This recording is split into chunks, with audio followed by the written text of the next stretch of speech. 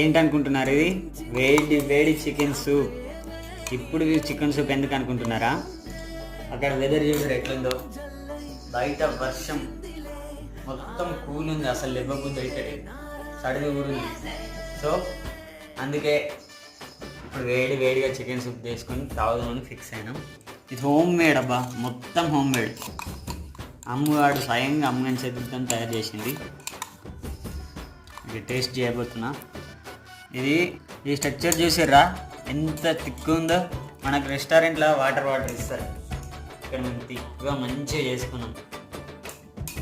చేలో కొంచెం బా స్మెల్కి అదరు కొడుతున్నాము. ఆహా, సూపర్, అద్దరిపోయింది ఫ్రెండ్స్. గుంటూరు మస్తు ఫ్లేవర్ తగులుతుంది.